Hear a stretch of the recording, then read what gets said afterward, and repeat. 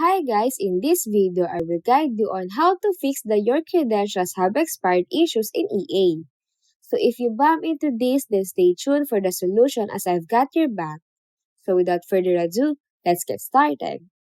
Alright, so begin by heading over to the EA Help login page, and once there, look for the option that says Forgot Your Password and click on that. Now, you'll need to enter the email address or EA ID associated with your account, so make sure it's the one you used to log in. Then, after entering your email or EA ID, it's time to check your email as EA will send you a link to create a new password. So, go to your email inbox, find the message from EA, and click on the link they've sent. Now, once you've clicked the link, just follow the instructions provided.